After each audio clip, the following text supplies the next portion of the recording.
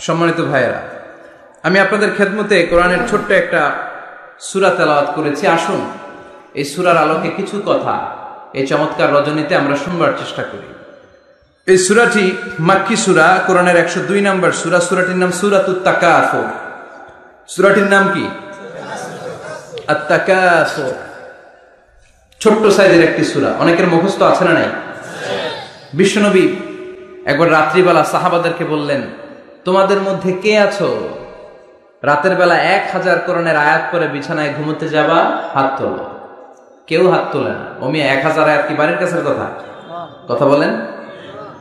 বিশ্বনবী বললেন, কে আছো তোমাদের মধ্যে রাত্রিবেলায় বিছানায় ঘুমোতে যাওয়ার আগে 1000 কোরআন কারীমের আয়াত তেলাওয়াত করে ঘুমাতে যাবা? দাঁড়াও। কোন সাহাবী দাঁড়ায় না।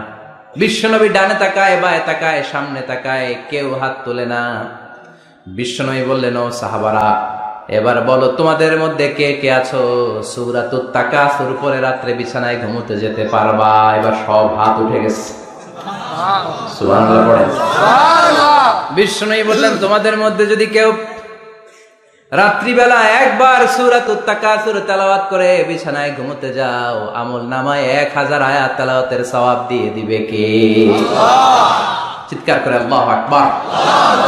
একবার রাতে পড়বেন, 1000 কোরআনের আয়াত তেলাওয়াতের সওয়াব আমল নামায় চলে যাবে। পড়েন আলহামদুলিল্লাহ। আত-তাকাসুর। আত-তাকাসুর মানে সম্পদ নিয়ে, প্রাচুর্যতা নিয়ে, অর্থ নিয়ে বাড়াবাড়ি করা, গর্ব করা, অহংকার করা। সাহাবাদের মধ্যে দুইটা গ্রুপ, কথা বলতে বলতে কথার পিঠে কথা, কথার নাম লতা, ঠিক কিনা? কথা বলতে বলতে ঝগড়া লেগে গিয়েছে। দুই গ্রুপ। এক গ্রুপ বলে আমরা বেশি সম্মানিত, আরেক গ্রুপ বলে তোরা না আমরা। একদল বলে আমাদের ওটের সংখ্যা বেশি, তোমাদের এত ওট নাই। আরেক দল বলে আমাদের ছাগলের সংখ্যা বেশি, তোমাদের এত ছাগল নাই। আরেক দল বলে আমাদের দলে নেতা খেতার সংখ্যা বেশি, তোদের দলে কোনো নেতা নাই। এই কথা নিয়ে ঠেলাঠেলি আছে না নাই? তার মানে সাহাবারা দুনিয়ার ভোগের সামগ্রী, দুনিয়ার সম্পদ, ক্ষমতা নিয়ে পরস্পর ঝগড়া শুরু করে দিল। সাহাবীদের সাথে বিষয়টা মানায় না।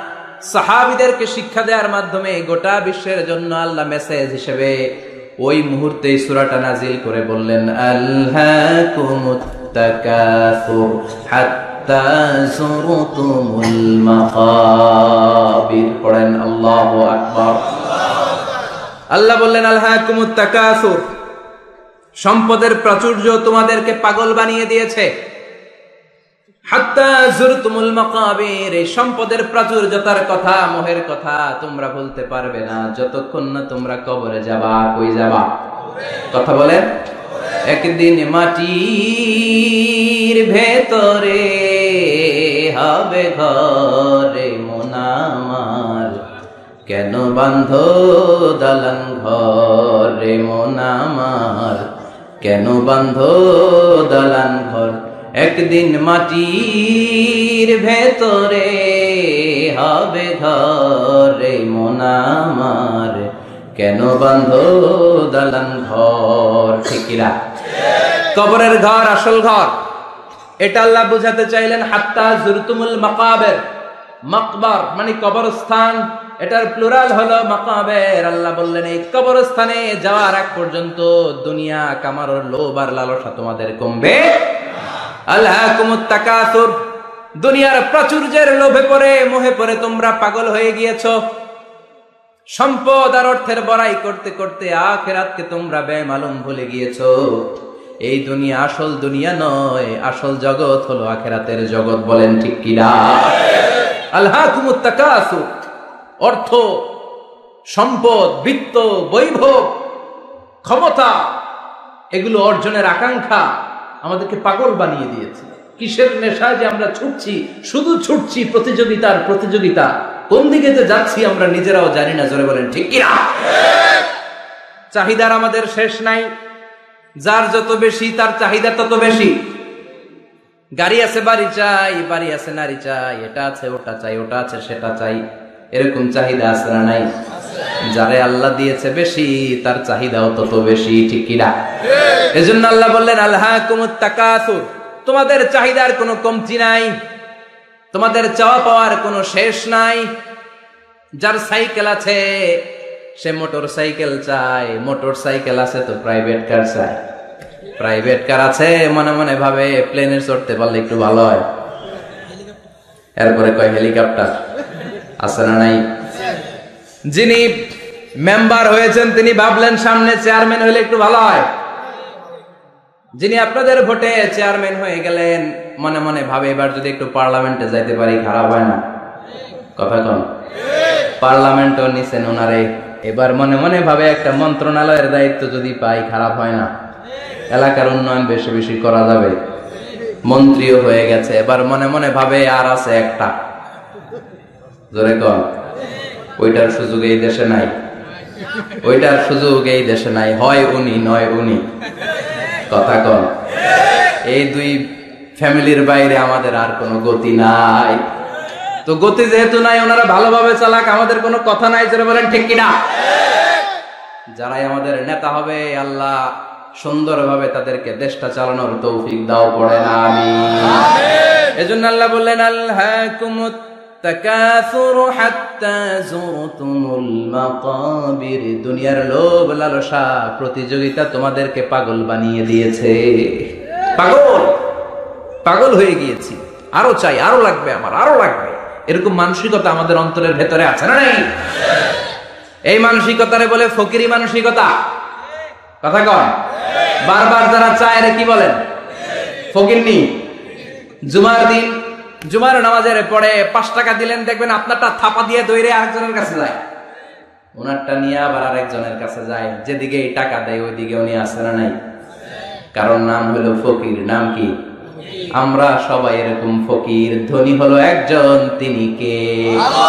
ইয়া আইয়ুহান নাসু আনতুমুল ফুকারাউ ইলাল্লাহ ওয়াল্লাহু হুয়াল গনিয়ুল হামিদ। আল্লাহ বললেন গোলাম তোরা সবাই ফকিরের বাচ্চা, আমরা কি? ওই যে কয় না ফকিরের বাচ্চা কইতে প্রেস্টিজে লাগে, কিন্তু কোরআনে কিন্তু আল্লাহ কয়ে দিয়েছে আনতুমুল ফুকারা ইলাল্লাহ, তোমরা সবাই আল্লাহর দিকে ফকির। কারণ আমরা রাতে দিনে সব সময় বিপদে পড়লে চাই একজনের কাছে, তিনি কে? অসুস্থ হলে কাঁদি একজনের কাছে, তিনি কে? তুফান হইলে বন্যা হলে একজনের ডাকি, তিনি কে? বানসারামপুর তুফান হয় না, বন্যা হয় না, সিডর হয় না, কারা ডাকেন? দেখবেন তুফান হইলে মুসলমানরা যেমনি ডাকে, হিন্দুরাও ডাকে, বৌদ্ধরাও ডাকে, নাস্তিকরাও নাস্তিকতা ভুলে যায়, তখন জিকির চলে একজনের, তিনি কে? আমি বরিশালে গিয়েছিলাম বাসে করে, ফিরে আসছি লঞ্চে। এই একবার সাগরের ভেতরে, নদীর ভেতরে তুফানে পড়েছি। সেই দিন চিনতে পেরেছি আল্লাহ কারে কয়। কারণ আমি শহরে বড় হয়েছি, সাঁতার জানি, স্বাভাবিক সাঁতার, এদিকে ফালাইলে ওদিকে যাইতে পারবো, কিন্তু নদী কি সাঁতরে পারাইতে পারবো? কথা কর। প্রচন্ড তুফান, সদরঘাটে ভিড়তে আর 2 ঘন্টা বাকি। জাহাজ টলমল শুরু করেছে। এবার দেখলাম জাহাজের ভেতরে যত মহিলাগুলা আছে সব চিল্লায় আর ডাকে কারে? হিন্দুগুলাও ডাকে কারে? বৌদ্ধগুলাও ডাকে কারে? হঠাৎ করে তুফান থেমে যায়, আবার ধাক্কা মারে, আবার চিল্লান, আছে না নাই? সবার মুখে এক আওয়াজ, বাঁচাও। আমি বললাম কে বাঁচাইবো? হুজুর আমনে, আমনে দোয়া কালাম পারেন, আমনে বাঁচান। আমি কইলাম আমারে বাঁচাইবো কেডা? আল্লাহ ছাড়া বাঁচানোর কেউ নাই। এজন্য আল্লাহ বললেন আলহাকুমুত তাকাসুরু হাত্তা যুরতুমুল মাকাবির, তোমরা সম্পদের লোভে, দুনিয়ার লোভে পাগলের মতো হয়ে গিয়েছো। ফকিরদের যেই স্বভাব, সেরকম স্বভাব তোমাদের মধ্যে ঢুকেছে, ঠিক কি না? আরো চাই, আরো লাগবে, আরো দাও, সব খামু, সব আমার। পেটটা এত ঢুকে, হ্যাঁ সব খাইবে, পেট কদ্দুর, কিন্তু বলে কি সব খাবো। আনলিমিটেড ডিমান্ড, শেষ নাই। প্রতিযোগিতার পর প্রতিযোগিতা, উনার কত টাকা, আমার টাকা তার চেয়ে বেশি লাগবে। ওর বাড়ি কয়টা, আমার বাড়ি আর কয়েকটা বাড়ানো লাগবে। ওর বিল্ডিং যদি হয় 5 তলা, আমার লাগবে 6 তলা। কিন্তু উনি তাহাজ্জুদ পড়ে, আমারও তাহাজ্জুদ পড়া লাগবে। এই টেনশন আছে নাকি? কথা বলে। ওনার বাড়ি 5 তলা, আমারটা লাগবে 8 তলা। বিষ্ণু বলেছেন one of the minor sign before the day of judgment, people will start to compete to construct high rise buildings. কিয়ামতের আগে লোকজন বড় বড় বিল্ডিং বানানোর প্রতিযোগিতা শুরু করে দিবে। ওয়া আনতারাল হুফাতাল উরাতাল আলাতা রিয়া আশাইয়াতাতাওয়ালুনা ফিল বুনিয়ান। বিষ্ণু বললেন, তোমরা দেখবে এমন কিছু লোক সমাজের গরিব ছিল, পায়ে দেওয়ার মতো জুতা ছিল না, গায়ে দেওয়ার মতো জামা ছিল না, পেটে দেওয়ার মতো খাবার ছিল না, হু হু করে তারা বড় লোক হয়ে গিয়েছে। আর সমাজের এদিকে সেদিকে আনাচে কানাচে বিল্ডিং বানানোর প্রতিযোগিতা করতে শুরু করেছে। আছে না নাই? বানসারামপুরে মুরব্বী যারা আছেন একটু বলেন তো, আজ থেকে 20 বছর আগে এরকম এত বিল্ডিং, টাওয়ার, ফাউন্ডেশন ছিল? কথা বলেন, ছিল না। কুমিল্লা শহরে, চট্টগ্রামে, ঢাকায় আজ থেকে 20 বছর আগে এখন যেমনি টাওয়ার বানানোর প্রতিযোগিতা, এগুলো ছিল? কথা বলে। তার মানে এগুলো কিয়ামতের আলামত। একটার পর একটা, একজন বানায় 100 তলা, আরেকজন বানায় 150 তলা, আরেকজন বলে না আমারটা বানাইতে হবে 200 তলা। আছে না নাই? জেদ্দাতে এবার হজে জেদ্দায় দেখলাম যে সবচেয়ে বড় টাওয়ারটা কাজ এখনো শেষ হয় নাই। 19 সালে খুব সম্ভব ওরা কমপ্লিট করতে পারবে। গত 5 বছর ধরে চালাইয়েই যাচ্ছে। কিংডম টাওয়ার 1000 মিটার উঁচু। হিসাব বুঝেন তো? 1000 মিটার মানে কয় কিলোমিটার? 1 কিলোমিটার। একটা বিল্ডিং যদি 1 কিলোমিটার উঁচা হয়, এটার সামনে যে তাকাতে পারবেন? টুপি পরে যাবে না পিছনে? কথা বলেন। 1 কিলোমিটার উঁচু, দি কিংডম টাওয়ার, সৌদি আরবের জেদ্দা নগরীতে অবস্থিত। আরেকটা আছে দুবাইতে, বুর্জ আল খলিফা, 818 মিটার উঁচু। কিংডম টাওয়ার হচ্ছে 170 তলা, আর বুর্জ আল খলিফা 163 তলা। কাবা ঘরের পাশে আরেকটা টাওয়ার আছে, জমজম টাওয়ার। এটার দিমাক্কা রয়্যাল ক্লক টাওয়ার বলে। হাজী সাহেবরা দেখে আসছেন না? বড় একটা ঘড়ির মনোগ্রামও আছে। এটা 120 তলা। কয় তলা? 120 তলা। চায়নাতে একটা আছে সাংহাই টাওয়ার। তাইওয়ানে একটা আছে দি টাইপেরান 101, 101 তলা। আমি যেখানে পিএইচডি করি, বছরের বেশিরভাগ সময় থাকি, মালয়েশিয়াতে একটা আছে। আমরা শপিং করতে গেলে মাঝে মাঝে ওখানে যাই। 2 ভাইয়ের মতো দাঁড়ায় আছে। Petronas twin tower. স্থানীয়রা এটারে বলে KLCC। 41st 42nd ফ্লোরে একটা ব্রিজ আছে। এই টাওয়ার থেকে ওই টাওয়ারে যাওয়া যায়।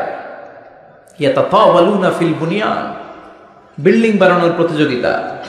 ওমিয়া কিয়ামতের দিন ইসরাফিলের সিঙ্গার ফুৎকারে ইদা জুলজিলাতিল আরদু জিলজালাহা, একটা ভূমিকম্প যে তৈরি হবে, গোটা বিশ্বে যে একটা ভূকম্পন হবে, ওই ভূকম্পনের চোটে একটা টাওয়ারও টিকে থাকবে নাকি?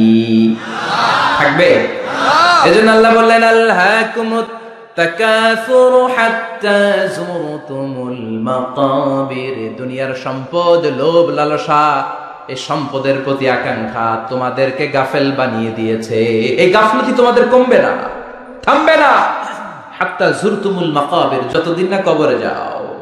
কবরে না যাওয়া পর্যন্ত এই খাই খাই নাই নাই এই মানসিকতা তোমাদের থেকে কশিন কালেও যাবে না। চিৎকার করে বলেন, কথাটা কার?